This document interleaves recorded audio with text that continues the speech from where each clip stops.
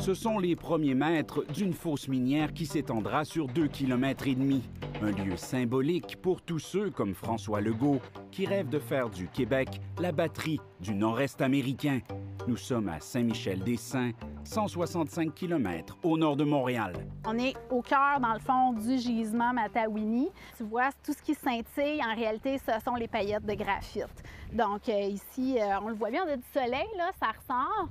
Le graphite est un minerai essentiel dans la fabrication des batteries électriques pour véhicules. L'entreprise Nouveau Monde Graphite espère que sa mine entrera en opération en 2025. Ici, on a un gisement gagnant. Donc ici, on avait une super minéralogie pour nous d'avoir accès au réseau électrique, d'avoir accès aux routes, d'avoir accès à un bassin d'entrepreneurs locaux, un bassin de travailleurs. Le sud-ouest du Québec, dont le sous-sol regorge de minerais d'avenir comme le graphite et le lithium, est plus convoité que jamais par l'industrie minière. On le constate par l'explosion des claims miniers, c'est-à-dire les titres d'exploration, souvent en terre publique, qu'un prospecteur achète pour sonder un territoire. Ici, on voit en rouge les secteurs qui étaient couverts par des claims miniers en 2019. Et voici où il y en a aujourd'hui, en 2022. Le rouge a éclaboussé le sud-ouest du Québec. L'augmentation du nombre de claims y a été 5 fois plus rapide qu'ailleurs dans la province. C'est quelque chose de préoccupant pour chacun des citoyens et les citoyens ne sont pas au courant de ça. Ils n'ont aucune information qu'ils peuvent avoir derrière chez eux quelques kilomètres de claims. C'est l'organisme de Louis Saint-Hilaire qui a réalisé ces cartes précises en épluchant les données du gouvernement du Québec. Et il y a des claims qu'on a découverts, que personne ne connaissait, qui sont du côté du Mont-Tremblant. C'est des claims qui est aussi grande que le parc du Mont-Tremblant lui-même. C'était pas là la dernière fois. Je m'attendais peut-être à une augmentation quelconque, mais pas de cette ampleur-là. Ça a plus que doublé en claims miniers depuis 18 mois. Dans certaines régions, comme la Nodière, ça a même augmenté de 400 %. Le projet de Nouveau Monde Graphite a peut-être suscité des convoitises dans la Naudière. Avant ces travaux qui ont débuté sur le terrain de la future usine, tout a commencé par un claim minier. A priori, c'est pas extrêmement envahissant. Puis initialement, c'est un géologue avec sa pelle qui se présente sur le site puis qui s'en va vérifier ce que ça a l'air. De fil en aiguille, si les tests sont concluants, bien là, on fait une tranchée, on va un peu plus loin, on fait un peu de forage. Comme au Québec, le sous-sol n'appartient pas aux propriétaires des terrains, le processus d'un claim peut aboutir à des expropriations lorsqu'un projet a le feu vert des autorités.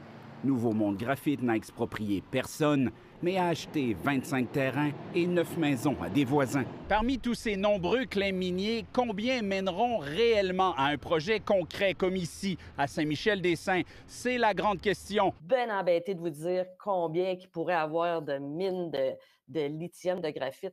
Il y en a quelques-unes qui avancent plus. Il ne faut pas se laisser impressionner par le nombre de claims dans le sud-ouest de la province, dit l'Association de l'exploration minière du Québec. Il y a des titres, il y a des claims miniers en vigueur dans cette région-là, mais il n'y a pas d'espace pour faire d'expansion tant que ça, parce qu'il y a tellement d'interdictions partout tout autour que c'est vraiment un enjeu. Au cabinet du ministre de l'Énergie et des Ressources naturelles, on répond qu'il est très rare que des projets franchiront l'ensemble des étapes, puisque le Québec dispose d'un cadre légal rigoureux bâti sur les principes de développement durable. C'est la fierté du Québec de dire on a des ressources puis on les développe de manière responsable. Je comprends que à certains égards, il y a une approche de pas dans ma cour. Puis dans notre cas, on a été capable de contrôler tous les impacts à l'intérieur d'1 kilomètre du site minier. Les choix sont cruciaux pour le développement du Québec et les élus municipaux veulent être consultés davantage. Avez-vous des claims sur votre territoire? Oui, on en a quelques-uns, très peu. La loi sur les mines est au-dessus de toutes les autres lois. Donc, le sous-sol de notre territoire ne fait pas partie de nos pouvoirs d'aménagement du territoire. Donc, ce que ça veut dire, c'est qu'on n'a pas de contrôle, on n'a pas d'informations. On n'est pas contre, dans le fond, l'activité minière, mais le problème est qu'il faudrait qu'elle se fasse en dehors des zones, au moins du paysage, de villégiature, de protéger les lacs.